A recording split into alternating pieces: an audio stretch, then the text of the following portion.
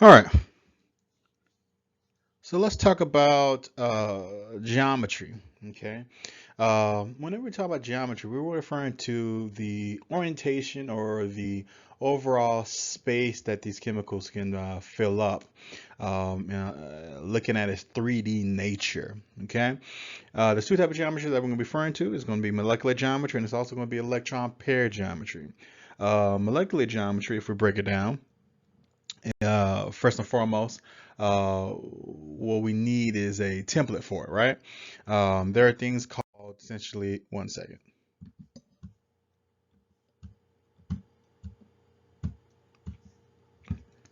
Essentially, there's several different things that's called regions. We have sectors, we have clouds, we have zones. These are the most common ways that we describe it. Basically, the way you want to look at it is that it is atoms and long pairs around the central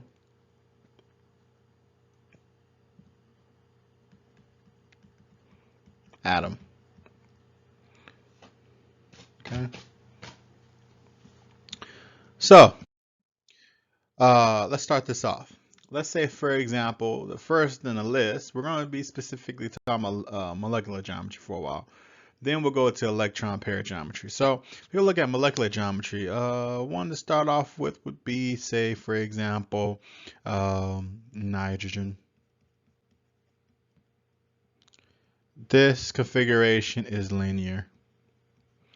Or if we have, say, for example, and as far as degrees, bond angles, I'll leave that for the text, but I want you to have the basics concerning geometry, and we can always move from there. Or we have an example, say, CO2.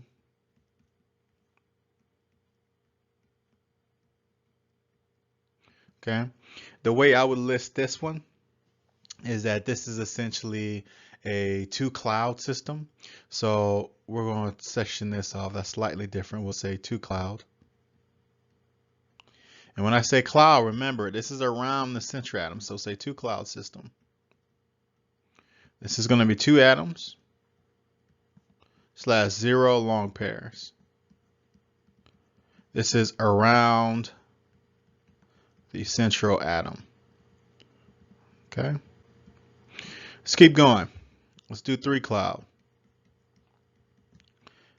All right. Let's do three cloud systems or systems. Well, let's do system for now. First on the list, we can try as far as a three cloud system would be something like BF3.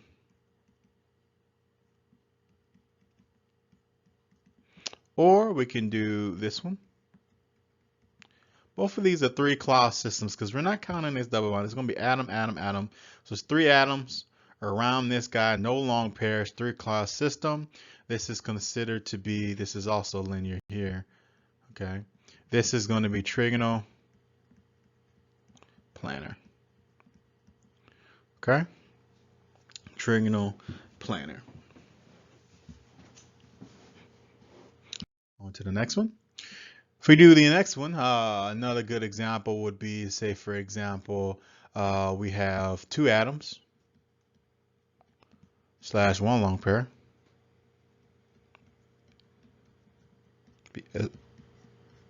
Two.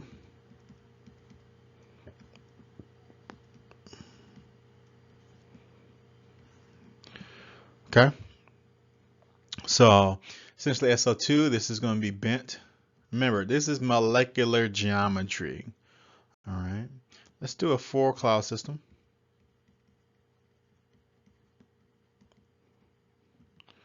All right. First one on the list, let's say do CH4.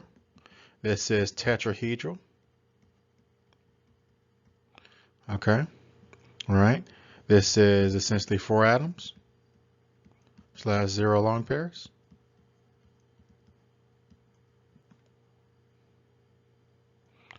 Keep it going. This is still under four cloud. We can say essentially still four cloud. It's going to be 3 atoms / 1 long pair. An example of that is NH3.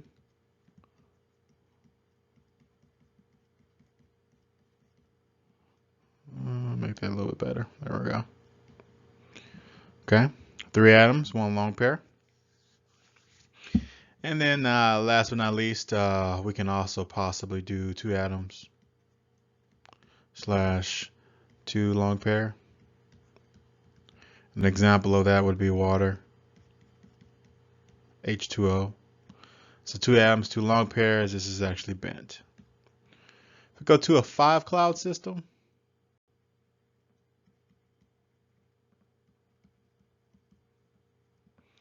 then essentially we can start off with, as you can already imagine, 5 atoms / 0 long pairs. All right, one example of that would be PCl5. This is going to be trigonal bi. And by the way, this is what we call trigonal pyramidal. And this is trigonal bi pyramidal. Okay. Reason why is because when you draw this guy,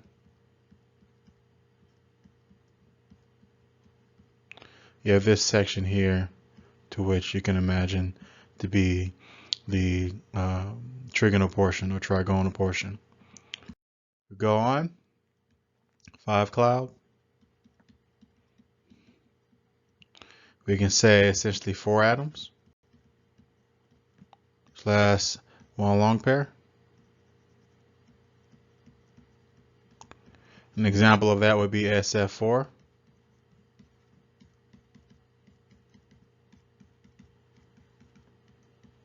This is going to be seesaw. If we keep going, we can do essentially 3 atoms / 2 long pair. This is going to be an example of that would be something T-shaped. So we can do CLF3, T-shaped, which basically gives us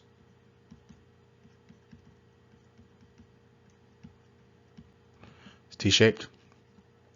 And then last in the system that we normally do, we can essentially do I3 minus,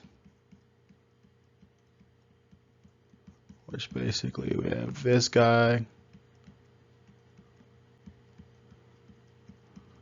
which is linear.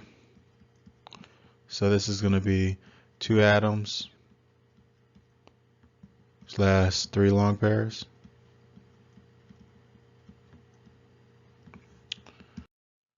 And then we have the 6 cloud. This example, we like to start off with SF6.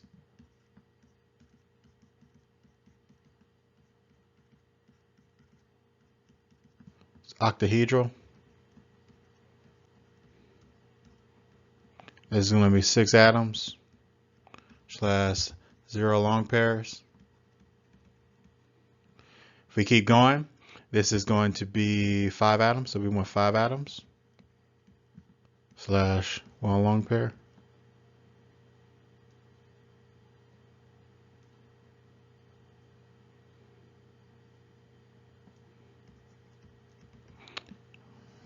Okay, this is going to be a square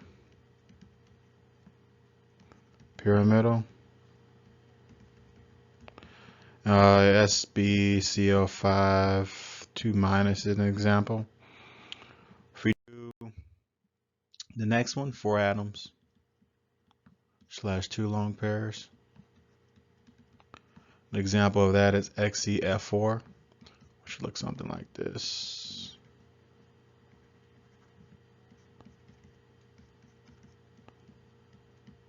Which gives a square planar. All right, so That is your overall molecular geometry. So what is the distinction between molecular geometry and electron pair geometry? This is what you want to remember. Electron pair geometry, okay, uses the lone pairs as if they were atoms. So anything that has all atoms, zero lone pairs, is the same thing as electron pair geometry. Say, for example, NH3, right? NH lone pair. This has a E pair geometry of tetrahedral. Okay, so we treated this lone pair like an atom. Okay, that's the distinction between electron pair geometry and molecular geometry. As long as you remember that, you shouldn't be able to have any problems switching between the two. Next is hybridization. Without going into so many different types of orbitals and so forth, I'm going to kind of give you a little bit of a rundown of how we can figure out what the hybridization is. In general, hybridization is just a model of showing how the orbitals overlap and how they can connect and to show the bonding with all the different type of orbitals colliding with each other. So again, it is a model. The model does not always work. So if we're looking at this, say for example, hybridization of NH3 again, let's do NH3 versus methane, which is CH4. Both of these have electron pair geometry of what? Tetrahedral. Okay. Now, this is actually going to be what we would call sp3. It goes as such to where we have sp3, sp2, sp, right? We also have essentially sp3d and sp3d2. This is going to be tetrahedral. This is going to be trigonal planar. This is going to be linear. This is going to be trigonal bipyramidal. This is going to be octahedral. Okay, so both of these are tetrahedral, so it's sp3. Both of these are going to be sp3 hybridized. Okay, remember these mimic the electron pair geometry. So hybridization mimics the electron pair geometry. All right. So say for example, another example of CH2O, which is formaldehyde, that's also sp2 hybridized. We can say that this guy is sp, okay, hybridization. Remember we did trigonal bipyramidal, that's an example of PCl5, right? Octahedral, we saw that's SF6, okay? So there's several examples that you want to keep in mind when you're trying to figure out what is hybridized and what type of hybridization am I dealing with.